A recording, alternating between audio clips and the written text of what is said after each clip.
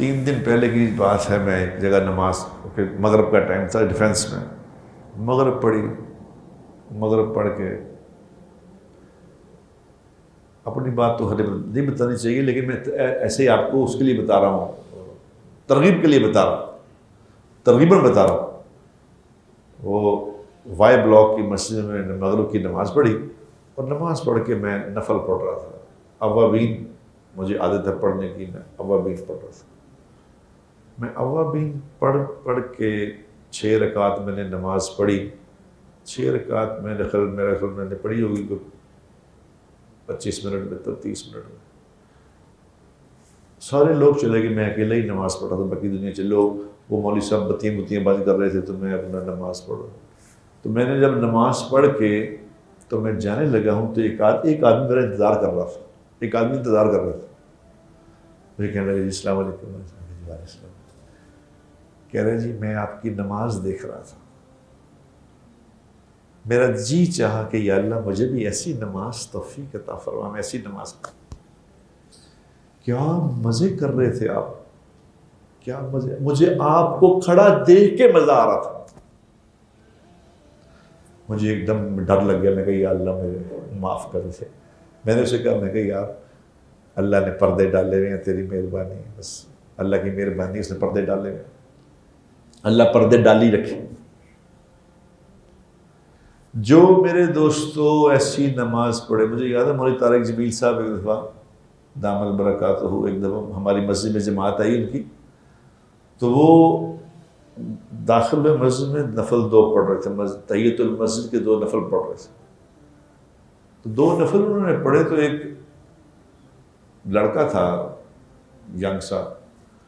جب انہوں نے سلام پھیرا تو انہوں نے کہا، مولوی صاحب، اس لڑکے نے کہا آپ کو دیکھ کے مجھے سکون آ رہا ہے، آپ کی نماز کو دیکھ کے مجھے سکون آ گیا، آپ کو خود کتنا سکون ہوگا، آپ نے کس اطمینان سے 2 رکعت پڑھی ہے کہ دل کو اطمینان ہو گیا۔ ہم نماز، ہم دیکھتے کیا نماز پڑھ رہے ہیں، ہم ایسے لگتا ہے جیسے کوئی بہت ضروری کام کرنا ہے، یہ کوئی غیر ضروری کام کر رہے ہیں، اس کو غیر ضروری کام کر کے فٹافٹ کام کریں۔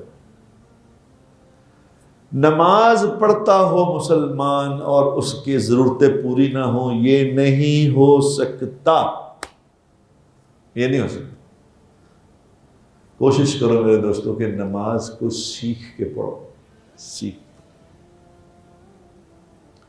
جو پڑھتے ہو نماز میں، جو نماز میں پڑھتے ہو، اس کا ترجمہ بھی سیکھ لو، اس کا ترجمہ سیکھو۔ اب جو آدمی خود سوچو کہ اللہ کے سامنے کھڑا ہو، کیا کہہ رہے ہوگا، الحمدللہ رب العالمین، تمام تعریفیں اللہ کے لیے ہیں جو سارے جہان کا پالنے والا ہے، الرحمن الرحیم، وہ رحمان ہے، وہ رحیم ہے، مالک یوم الدین، قدرت والا ہے، طاقت والا ہے، اس کے ہاتھ میں سب کچھ ہے، وہ آخرت کا مالک ہے۔ ایاک نعبد و ایاک، اے اللہ تجھی سے ہی مانگتے ہیں، تجھی سے ہی عبادت کرتے ہیں، تیری ہی عبادت کرتے ہیں، تجھی سے ہی سوال کرتے ہیں۔ اب سوچو جو یہ سمجھ کے ساتھ پڑھ رہا ہوگا وہ کیا بات کر رہا ہوگا اللہ سے، سوچو بلا، اور اللہ اس کی کیا بات سن رہا ہوگا، یہ سوچو۔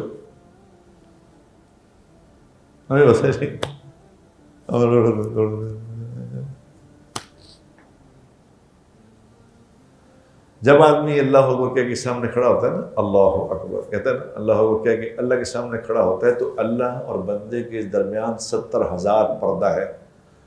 تو جب کوئی مومن کہتا ہے اللہ اکبر، تو اللہ وہ 70,000 پردہ ہٹا کے سامنے کھڑے ہو کے فرماتے ہیں، بولو میرے بندے کیا کہتے ہو۔ اور جب وہ کہتا ہے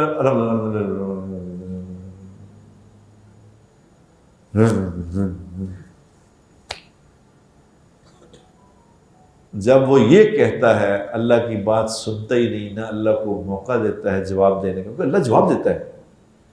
اللہ نماز کا جواب دیتا ہے۔ جب وہ کہتا ہے الحمدللہ رب العالمین، تو اللہ تعالیٰ کی طرف سے جواب آتا ہے، حمدنی عبدی، میرے بندے نے میری تعریف کی۔